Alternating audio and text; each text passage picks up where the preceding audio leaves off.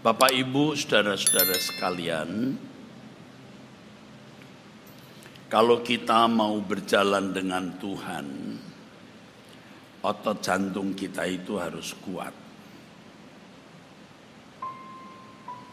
Otot jantung kita tidak boleh sama dengan otot jantung manusia pada umumnya.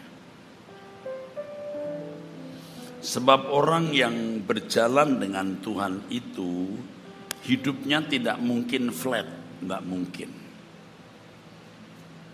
Kecuali setelah dia melewati masa ups and down, kemudian masa-masa yang sulit, dia harus masuk tahap di mana dia harus memikul pekerjaan Tuhan, dan itu membutuhkan kembali otot jantung yang lebih kuat. Allah berjalan dengan orang-orang yang harus sungguh-sungguh menaruh percaya kepada pribadinya.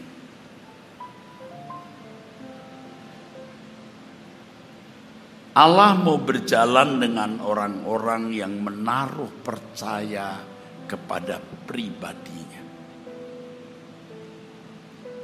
Kalau jalan hidup seseorang itu flat, dia tidak akan mengalami kemuliaan Tuhan, kuasa Tuhan, kehadirannya yang nyata. Perhatikan saudaraku sekalian, tokoh-tokoh iman di perjanjian lama. Dan tentu Yesus sendiri di perjanjian baru dan murid-murid Tuhan Yesus serta rasul-rasul. Mereka bisa dibawa ke titik terendah, lalu diangkat lagi ke titik zenit, titik tinggi puncak, turun naik. Tuhan bisa menggiring kita di pinggir jurang atau di keadaan ruangan gelap yang tidak jelas, di mana semua pintu tertutup dan tidak ada secercah cahaya pun. Tokoh-tokoh iman, kekasih-kekasih Tuhan, semua mengalami itu, saudaraku. Abraham mengalami itu. Yusuf apalagi, saudara. Allah berjanji akan menjadikan dia seorang yang berkuasa, memiliki kedudukan lebih tinggi dari saudara-saudaranya, bahkan dari orang tuanya sendiri, Papa Yakub. Tetapi Yusuf harus masuk ke dalaman sumur. Dari seorang anak yang dimanja, yang memiliki overprotection, didandani dengan jubah terindah yang tidak dimiliki saudara-saudaranya. Kalau terus-menerus begitu, saudara, Yusuf tidak pernah mengenal Allah dengan benar. Yusuf tidak bisa dipercayai menjadi kawan sekerja Allah menyelamatkan Mesir dan keluarganya di Kanaan. Dia harus masuk sumur, harus sampai titik terendah. Tetapi itu baru fisik. Sumur itu titik terendah fisik.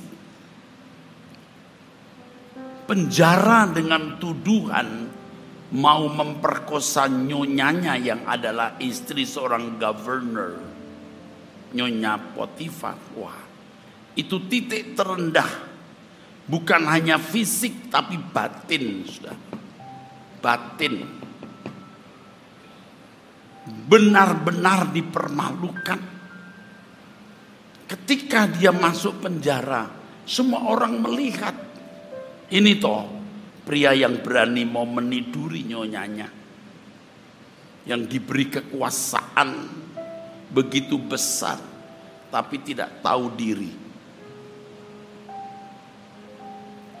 Bukan dongeng kalau Bapak Ibu pernah mendengar kisah orang-orang dalam penjara. Kalau pembunuh itu ditakuti dalam tanda kutip. Tapi kalau pemerkosa itu dipukuli. Serius.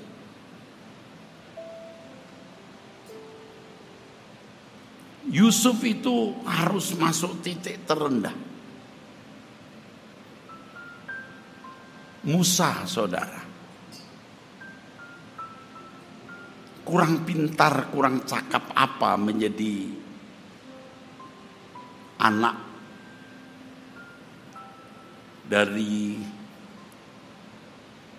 bangsawan Firaun, diadopsi jadi anak bangsawan Firaun. Cakap baca tulis, cakap perang dan lain sebagainya. Tapi tidak cukup. Usia 40 tahun itu matang, saudara. Tapi tidak cukup, dia harus 40 tahun di Midian. Harus bergaul dengan domba. Dari seorang bangsawan, pangeran, bisa nomor 2 setelah anak Firaun, saudara.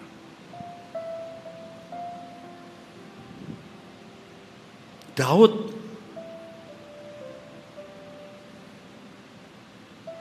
dia harus menjadi pelarian sampai menjadi orang yang pura-pura gila, membiarkan air liurnya meleleh dan mencakar-cakar tembok. Berkali-kali nyaris mati sampai di kota Ziklag, saudara. Hartanya diambil, istrinya ditawan, orang-orang, maksud saya keluarga dari hulu balang, orang-orang yang ikut dia juga diambil oleh bangsa Amalek. Orang-orangnya sendiri nyaris melempari dia dengan batu. Raja tanpa tahta, raja tanpa mahkota, sekarang juga raja tanpa kawula. Dia ada di titik terendah. Jadi Bapak Ibu saudaraku sekalian, apapun masalah saudara yang berat-berat, yang tidak ada jalan keluarnya, yang membuat hidup saudara benar-benar mumet dan judek, itu sebenarnya isyarat Tuhan mau memperkenalkan dirinya kepada saudara. Jangan kecewa, jangan putus asa, cari Tuhan, karena Tuhan sedang memproses hatimu agar bisa menaruh percaya kepada Allah tanpa keraguan. Daniel, Sadrak, Mesak, Abednego semua mengalami itu, saudaraku. Ini mekanisme hidup umat pilihan yang khusus, yang istimewa di mata Allah. Allah itu istimewa, saudaraku. Saudara harus menjadi istimewa di mata Allah dan mengalami situasi-situasi seperti yang dialami tokoh-tokoh iman itu. Walaupun beda kasusnya, tapi prinsipnya sama. Anda di titik terendah, Anda di pinggir jurang, Anda di ruangan gelap tanpa pintu, Anda bisa mumet judek seperti di dalam Mazmur pasal 73. Seperti hewan aku di dekatmu. Hewan itu tidak punya akal. Hewan tidak bisa menganalisa. Jadi seperti hewan aku di dekatmu, artinya aku tidak ngerti Tuhan. Judek-dek, mumet-met.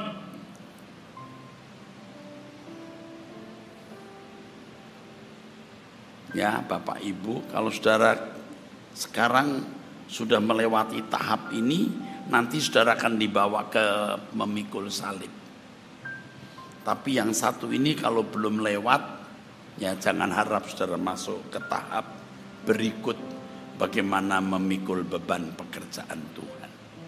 Di situ ada momennya sendiri, saudara. Nanti di situ saudara akan mengalami seakan-akan Tuhan tidak membela pekerjaannya. Tuhan persulit. Jadi tidak lancar juga. Tapi pasti ada jalan keluar kalau kita setia. Yang sampai ini jarang. Jarang sampai. Yang ini saja juga jarang lulus, apalagi yang ini. Tapi kalau sampai tahap kedua, Anda layak dimuliakan bersama Tuhan.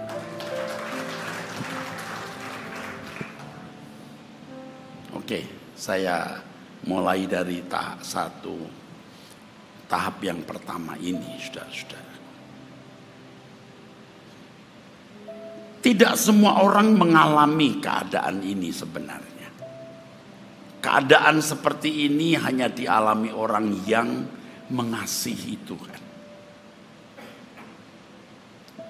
Seseorang bisa belum sempurna, tapi tidak ada yang bisa menghalangi dirinya mengasihi Tuhan. Siapapun, tidak ada yang bisa menghalangi seseorang mengasihi Tuhan. Kalau ada yang bisa menghalangi, itu hanya satu, dirinya sendiri. Setan dari neraka yang paling kuat tidak bisa menghalangi seseorang mengasihi Tuhan. Yang bisa menghalangi siapa? Dirinya sendiri. Saudara.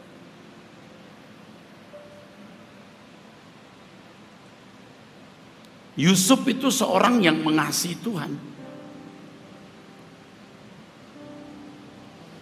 Dia tidak ikut terlibat dengan dosa saudara-saudaranya sejak muda. Karenanya dia bisa mengadu kepada ayahnya perbuatan-perbuatan jahat yang dilakukan oleh kakak-kakaknya, saudara.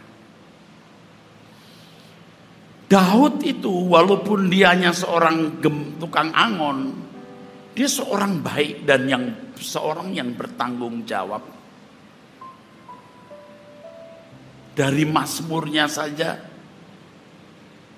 nampak bagaimana dia seorang yang Allah mengakui, ya, Daud punya hati yang berkenan di hadapan Allah. Memang Daud tidak sempurna, tapi mengasihi Tuhan, saudara. Ini misteri kehidupan, saudara. Di sini ada misteri di mana Tuhan memberi kedaulatan kepada setiap individu untuk mengarahkan hatinya. Apakah diarahkan ke Tuhan atau kepada objek lain? Kalau diarahkan ke objek yang salah, berlarut-larut dalam tempo yang terus-menerus lama, dia tidak bisa mengarahkan lagi ke Tuhan.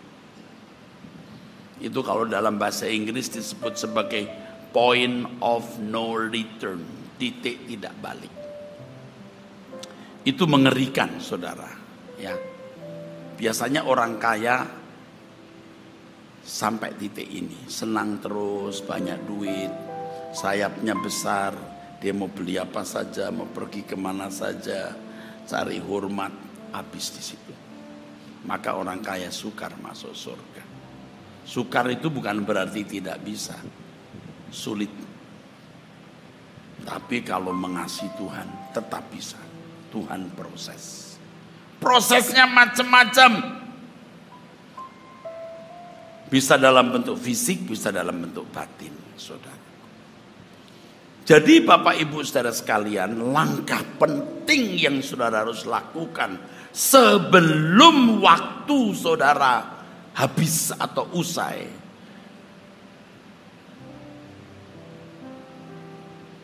kasihilah Tuhan Allah, cintailah Dia.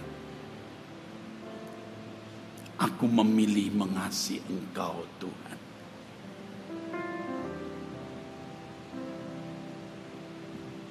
Tidak ada yang bisa menghalangi saudara mengasihi Tuhan selain diri saudara sendiri.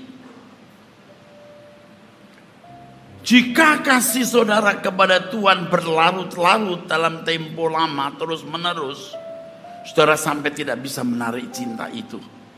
Dan ajaibnya, dunia sekitarmu menjadi pudar keindahannya. And all things surround you become shadow in the light of Him. Anda tidak bisa menarik cintamu.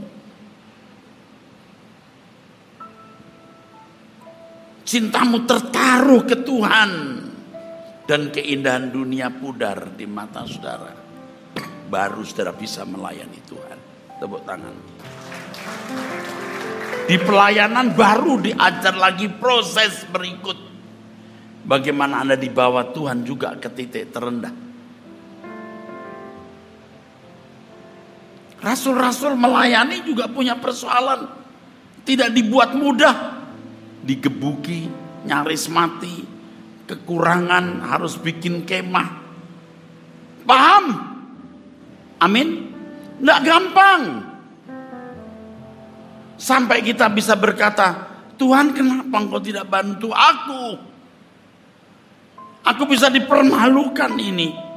Kalau tahu begini saya tidak mau ambil bagian di sini. Atau tidak terlalu banyak. Nah itu nanti. Ini jarang sampai di sini. Yang di sini dulu. Anda harus mengasihi Tuhan. Mengasihi Tuhan. Lalu sudah diproses. Sampai hatimu tidak ada kecurigaan sama sekali kepada Allah.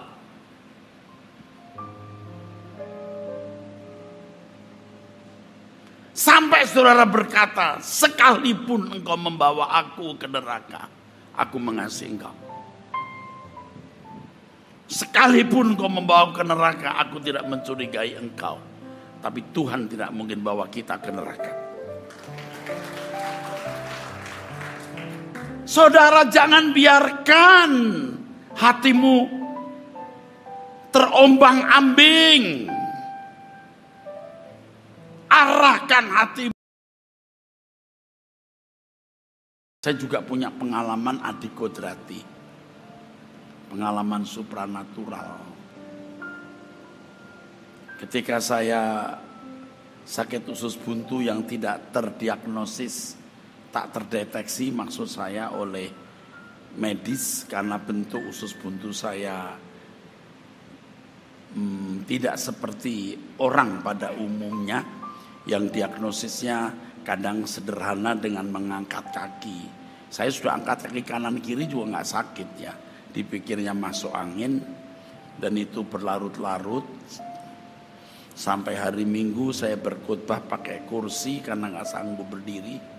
Hari Senin saya masih mau retreat, lalu saya ditelepon harus balik ke rumah sakit. Ternyata saya dijebak oleh majelis atau aktivis. Saya langsung dimasukkan ke rumah sakit. Rabu malam saya merintih-rintih dan rasanya tidak sanggup, sungguh-sungguh berat. Pendeta Yosef Sura dari Palangkaraya, saya kira mungkin ikut mendengarkan khotbah. Ya, dia yang mendampingi saya waktu itu masih muda, mahasiswa saya. Saya bilang, Sep, mungkin Bapak nggak sanggup lagi. Saya nggak sanggup lagi, Sep. Saya merintih karena usus buntunya pecah, lalu abses ke seluruh perut, hampir ke paru-paru itu. Penderitaannya luar biasa, saudara. Lalu hari Kamis mulai di MRI dan seterusnya baru ketahuan perut saya sudah terinfeksi. Lalu saya dimasukin antibiotik dari berbagai tempat supaya tidak terkeracunan. Lalu saya mulai dioperasi. Seluruh isi perut dikeluarkan. Seluruh isi perut dikeluarkan, dicuci, dimasukkan lagi. Makanya kalau saya buka baju, ini ada garis panjang di sini. Makanya kalau saya renang saya pakai kaos, pakai baju renang, tidak pakai celana pendek. Ya. Selain saya juga agak malu, apalagi ada garis ya. Ini panjang di sini saudara ya. Nah pada waktu itu saudara, di alam yang tidak saya tahu, tentunya saya tidak mau mengada-ada. Saya sudah berkata, sebelum saya alami itu, saya pernah berkata nanti kalau ketemu Tuhan Yesus, saya akan peluk kakinya dan saya akan cium kakinya yang berlubang paku, dan saya akan katakan, Tuhan, aku selesaikan tugasku. Nah, pada waktu di alam tersebut saya ditunjuk tuh Yesus gitu. Tuh Yesus gitu. Saya lihat wajah Tuhan Yesus tapi tidak lembut seperti gambar. Seperti pekerja keras. Ya, kekar gitu. Tapi saya yakin dan saya nggak bertanya apa-apa, saya langsung tubruk peluk kakinya. Tapi Tuhan tidak menangkap saya, lalu Tuhan berkata, melayani aku Eras bukan begini tapi begini. Tahun 2001 Jemaat Rehoboth Ministry sudah 2000. Baru setahun Pak. Melayani aku bukan begini tapi begini. Lalu saya sadar, bukan sadar, saya langsung mundur. Saya bingung begitu, saya di mana ini? Lalu di situ ada seperti uap, seperti ombak, tidak jelas, saya berwarna-warni. Saya seperti suruh menjatuhkan diri, saya jatuhkan diri. Lalu saya sadar di sini kabel-kabel, saudara. Lalu ya tentu orang dioperasi besar ya saudara. Beberapa waktu begitu. Dan sempat menurut dokter kardiogram saya sudah lurus, sempat lurus. Waktu itu majelis pengurus gandengan tangan nangis ya, sempat ada dia yang berkata begini, Tuhan kalau Pak Eras meninggal engkau kejam gitu, jahat gitu kan. Karena baru ya Pak Kiam mesti tahu sanksinya juga Pak Kiam ya. Kalau Pak Eras sampai mati ya Tuhan jahat gitu ya. Karena baru berdiri 1 tahun Rehoboth Ministry.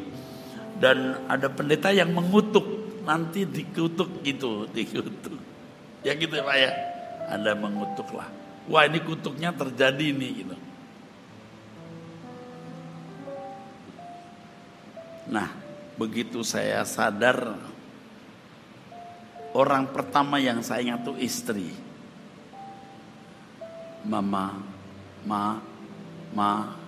Maka bapak-bapak jangan lawan istri.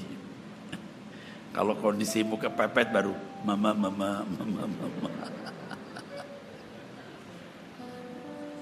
Ada beberapa tentu pengalaman supranatural yang saya alami. Tapi selebihnya Tuhan seperti sembunyi. Saya sering nakal. Tuhan boyo aku diangkat gitu loh, lihat surga atau bagaimana gitu. Orang bisa lihat neraka, kok saya nggak lihat neraka.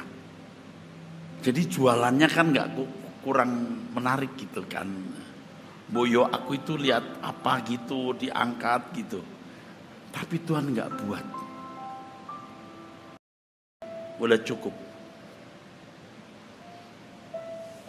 Tetapi yang saya ngomong adalah saya tidak mengalami hal-hal yang supranatural seperti yang saya alami. Tetapi saya menetapkan hati mencintai Tuhan. Jadi tidak harus saudara mengalami pengalaman supranatural baru saudara mencintai Tuhan. Justru ketika saudara tidak pernah mengalami hal-hal yang supranatural, seakan-akan Tuhan tidak nyata, saudara berani bercumbu dengan bayang-bayang, dan bayang-bayang itu adalah Allah. Engkau terhormati mata Tuhan. Sebab dia bukan bayang-bayang, dia Allah yang hidup, dia Allah yang nyata. Saudara harus berani mengambil keputusan, aku mencintai Tuhan. Boleh tepuk tangan. Saudara tahu apa dampaknya kalau saudara mengambil keputusan mencintai Tuhan? Ini berproses, tapi pasti terjadi. Yang pertama, Anda takut berbuat dosa. 2, Anda tidak terikat dengan kesenangan dunia. Saudara harus terus mengupdate cinta saudara kepada Tuhan.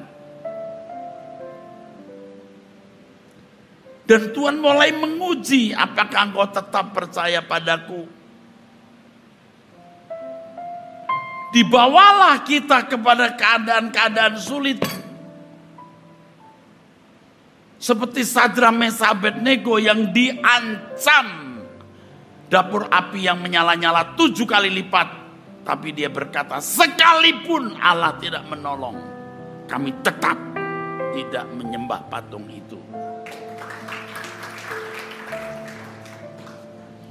Jadi saudara baru punya masalah sedikit sudah, Tuhan, kenapa Tuhan?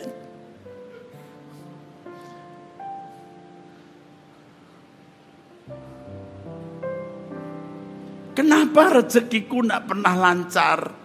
Usahaku maju ndak mundur nggak mati bakalan kayaknya. Kenapa sakitku seperti ini? Kenapa anakku sakit? Kenapa? Itu keadaan-keadaan di mana saudara diuji untuk mempercayai Allah. Katakan amin.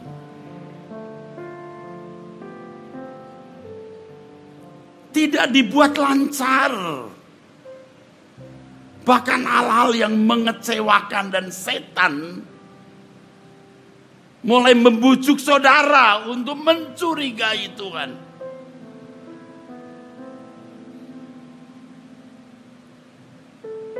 Kalau saudara bisa melewati masa-masa sulit itu, Anda tidak akan mengalami lagi kesulitan.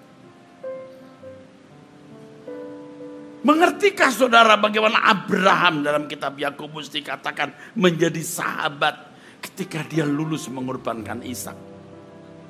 Amin. Tindakan yang paling tidak bisa dimengerti Abraham. 24 tahun aku nunggu anak ini Bapak. Ya Allah. Ya Allah Yahweh. Ya Allah Yahweh. 1/4 abad aku menunggu anak ini. Setelah ini anak muncul. Engkau suruh aku sembelih. Capek deh urusan sama Allah model begini. Capek punya Allah kelakuannya model begini. Nggak jelas. Tetapi saudara tahu. Abraham tanpa berbantah melakukannya. Katakan amin. Di Mazmur 73 itu paling hebat. Saya senang sekali dengan Mazmur 73. Kenapa orang fasik gemuk sehat badannya sedang aku kena tulah tiap hari, tiap pagi.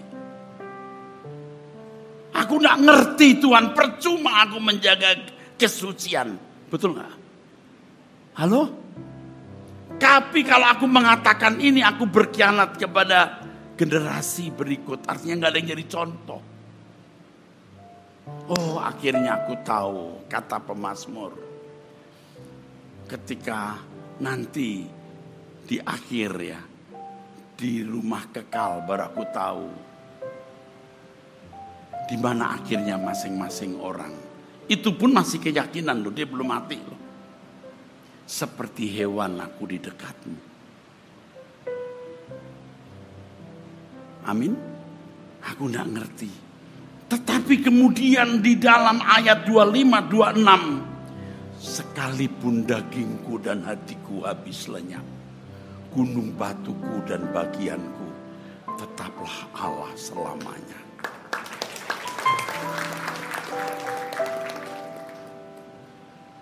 Saudara mengerti? Ini Kristen yang benar. Tidak dibuat lancar. Ada lembah kekelaman. Mazmur 23. Lembah kekelaman. Justru justru di lembah kekelaman tongkatmu ku dengar. Amin. Kalau nggak di lembah ini aku tidak mendengar tongkatmu. Tok, tok, tok. Dia besertaku. Amin, saudara, bersama saya. Lembah kekelaman akan membuat saudara justru mengalami kehadiran Tuhan. Tepuk tangan untuk kebenaran ini. Saudara harus mengalami Allah itu nyata. Nyata bukan di kebaktian saja orang sakit sembuh lalu ada hadirat khusus bagaimana gitu. Di hidupmu setiap hari. Di mana Allah menjadi milikmu. Saudara rasakan dan tidak bisa dimengerti orang lain. Amin. Ini bukan omong kosong karena apa? Alkitab berkata begitu. Dan maaf, saya mengalami.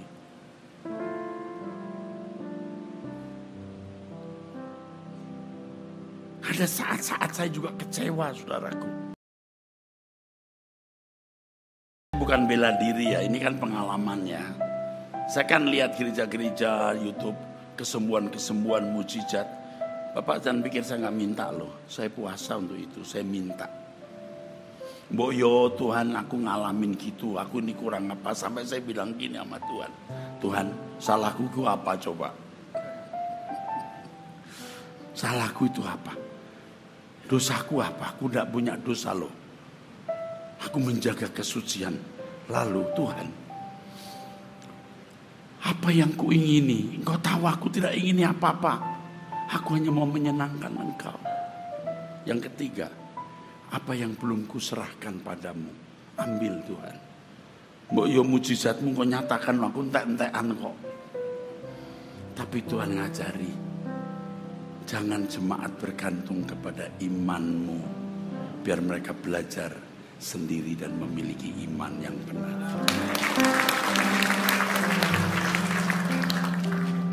Bukan bela diri. Bapak Ibu melihat bagaimana mujizat-mujizat terjadi di sejak tahun 1980, 82, 85. KKR begitu hebat dari hamba-hamba Tuhan dari Morsulo, Benigin. Waduh macam-macam. Lalu muncul teologi kemakmuran, tahu? Amin. Lalu teruskan.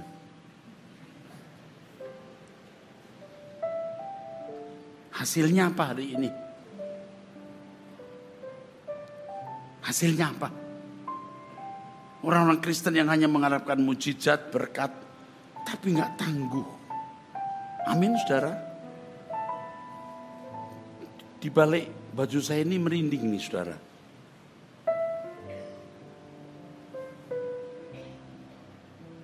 Saya bukan tidak mengalami mujizat, saudaraku. Kalaupun mengalami tidak perlu orang dengar. Dari doa, pelayanan, pelepasan, kesembuhan. Tapi jemaat harus berhadapan langsung dengan Tuhan. Mengalami perjumpaan dengan Tuhan. Dan karakter saudara harus menjadi sempurna. Ini yang penting, katakan amin. Boleh saya ngomong jujur? Banyak saudara punya karakter masih berantakan dan liar. Percaya deh, liar. Nggak tersinggung lah, nggak curiga lah. Aduh capek deh.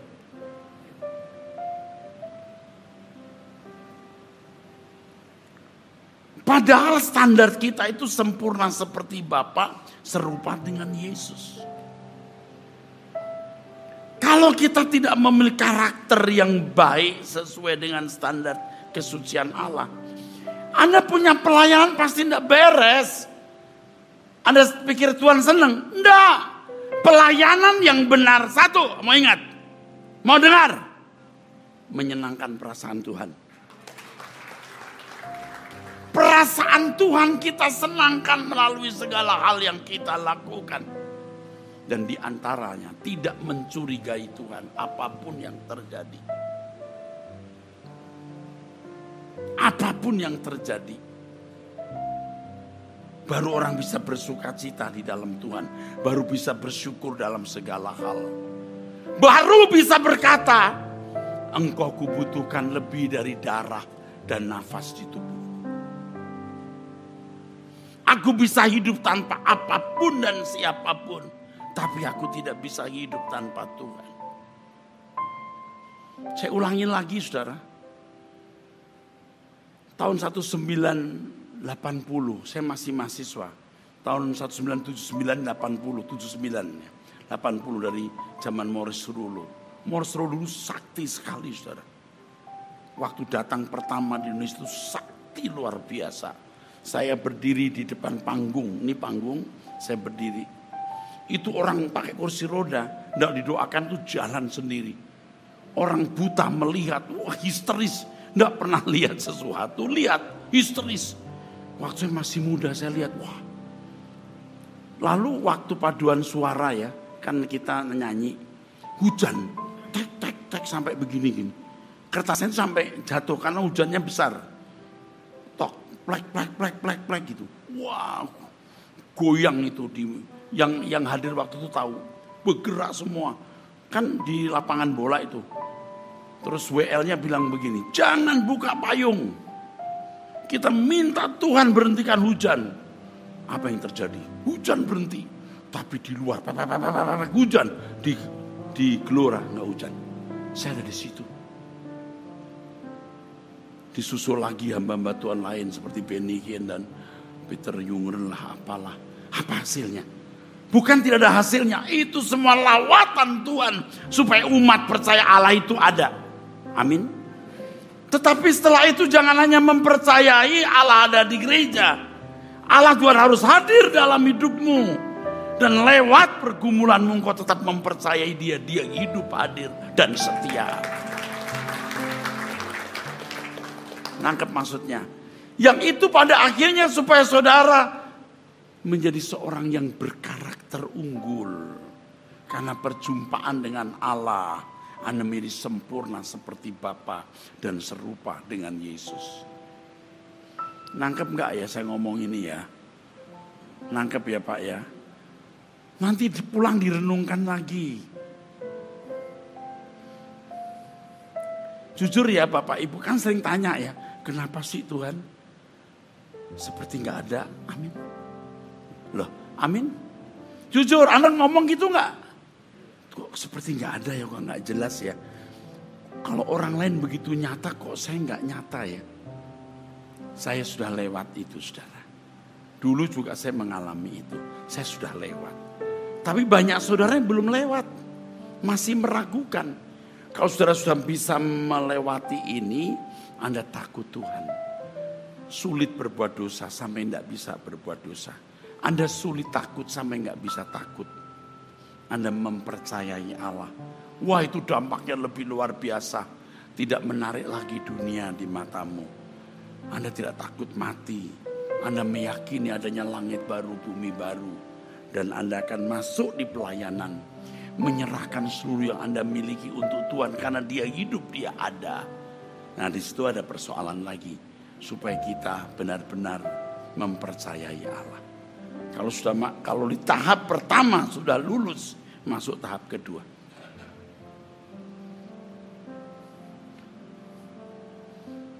Yesus pun kan pernah hampir jadi pengecut. Kalau boleh cawan ini lalu, betul nggak? Halo? Tapi Tuhan mengakhiri dengan hebat sebagai pendekar di atas segala pendekar. Bukan kehendakku, tapi kehendakmu. Jadi kalau sekarang saudara mengalami keadaan seperti ini, jangan meragukan Tuhan. Cari Tuhan. Alami dia. Tidak harus menunggu perkara spektakuler. Punya penglihatan, lihat neraka, lihat surga. Ketika saudara berlutut tiap hari berdoa, saudara akan mendapatkan konfirmasi dan kesaksian dalam batin. Allah hadir di situ.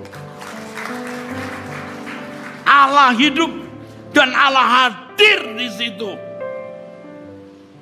Itu yang saya lakukan tiap hari, saudara.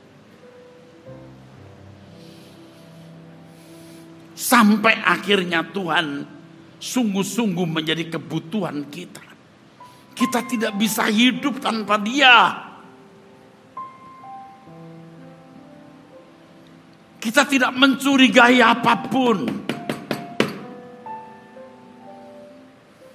Ketika saya menghadapi masalah-masalah berat, saya sering berkata satu rahasianya, saya kuat merem. Aduh, piye Tuhan meremanya.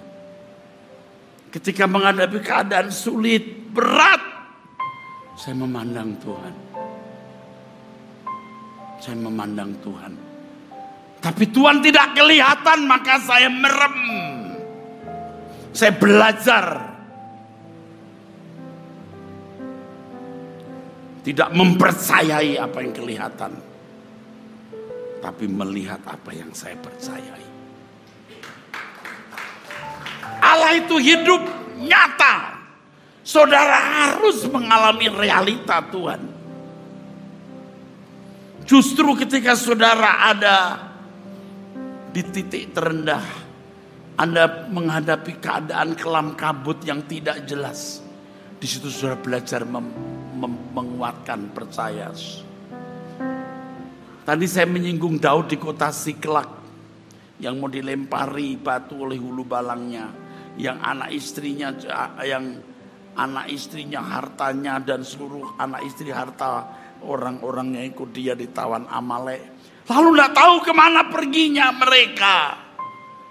Tuhan Yesus masih bertanya, akankah kususul mereka? Udah gitu masih nanya lagi, nyusul dong. Enggak loh, Daud nanya, akan kususulkah mereka? Susul. Ada kalimat di dalam kisah itu, Daud menguatkan percayanya kepada Tuhan. Daud menguatkan percayanya kepada Tuhan. Dan ternyata Daud bisa mengejarnya. Anda jangan main-main the power of merem ini.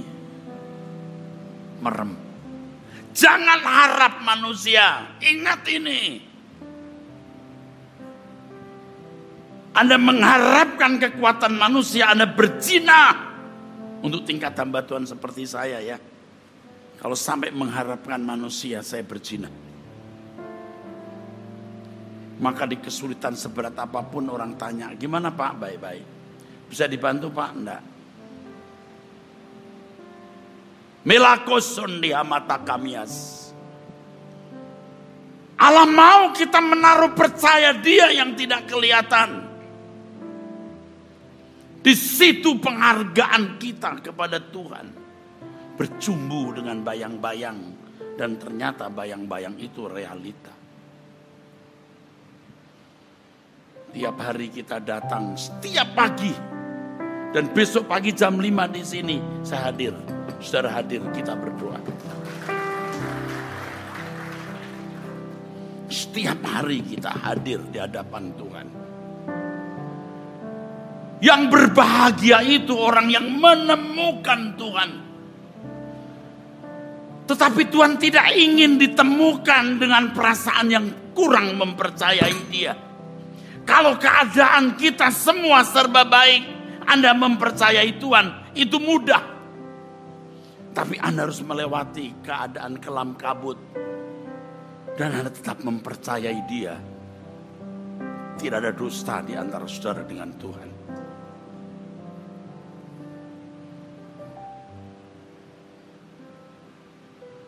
Kalau jujur kita kadang-kadang ada perasaan kesal juga gitu. Tuhan kenapa begini keadaannya? Cuman kita gak berani ngomel langsung. Gak berani ngomel langsung, tapi kenapa sih Tuhan? Why Lord, why? Why itu sebenarnya kurang sopan kita. Tapi kalau sudah lewat itu, aku percaya padamu. Nah itu baru. Belum. You turun baru 5 meter, belum 50 meter. Kalau sampai 50 meter tetap percaya Tuhan. Tuhan tersanjung.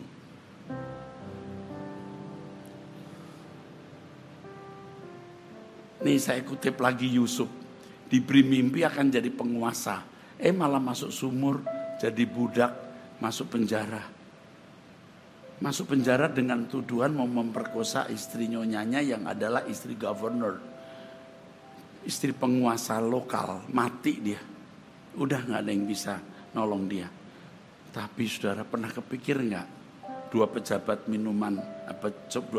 raja minuman makanan masuk penjara juga, dikasih mimpi. Itu semua cara Tuhan yang ajaib. Udah mimpinya diartikan dia lupa lagi, Pak. Ya kan? Udah dikasih tahu mimpinya begini artinya, dia balik lagi, lupa lagi. Tapi rajanya dikasih mimpi lagi. Waduh, hebat banget loh. Siapa yang bisa mengartikan mimpi? Terus kepala ahli nujum nggak ngerti. Allah minta waktu atau apa? Kamu mau bodoh semua, mau dimatiin semua loh. Mau dimatiin kan jadi ngeri tuh. Karena ngeri tuh pejabat minuman jadi ingat. Kalau nggak kepepet nggak ingat. Tuhan bikin dia kepepet. Baru ingat Yusuf. Yuk kalau ngerti ceritanya tuh luar biasa loh. Halo, amin. Luar biasa, amin. Allah itu hidup. Allah itu hidup. Allah itu hidup.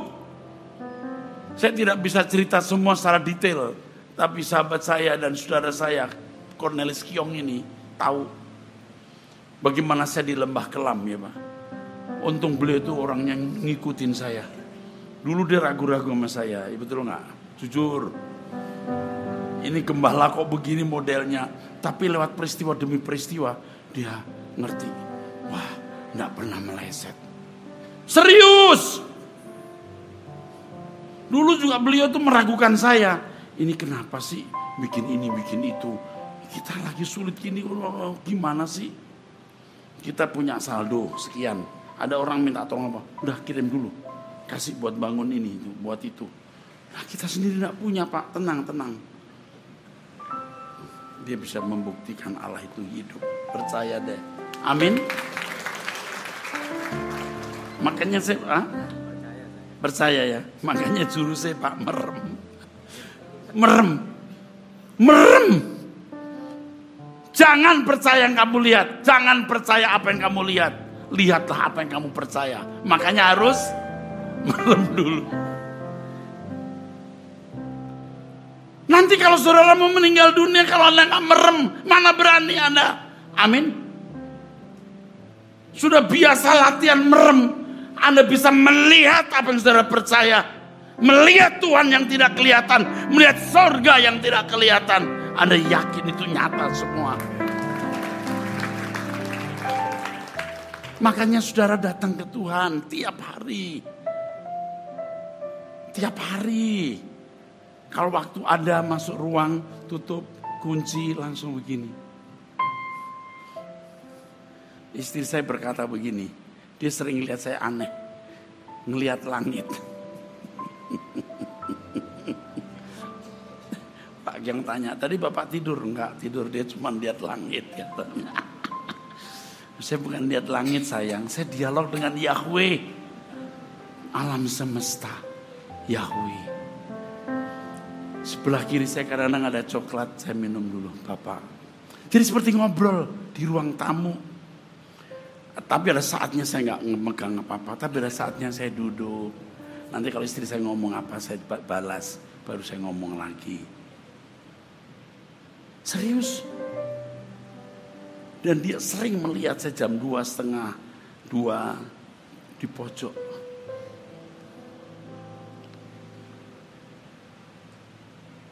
Kadang-kadang dia sudah tidur, saya belum tidur. Saya masih berdoa. Begitu dia bangun, saya masih berdoa. Duh, apa semalaman gak tidur? Tidur, waktu dia tidur saya berdoa. Lalu saya tidur. Saya bangun, dia belum bangun. Saya udah dia pikir semalam suntuk, saya kagak tuh.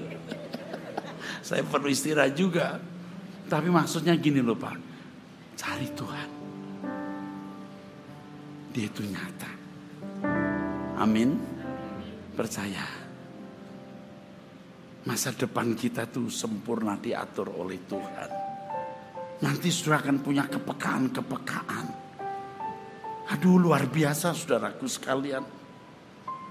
Tuhan akan pasti menolong saudara dalam segala hal. Ya, saya tidak bicara mengenai tahap kedua karena ini sulit dipahami dan mungkin tidak banyak orang yang masuk wilayah ini.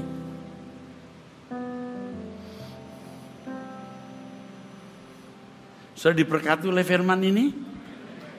Tepuk tangan untuk berkatnya ya. Saya kira cukup itu pesan Tuhan malam ini saudara.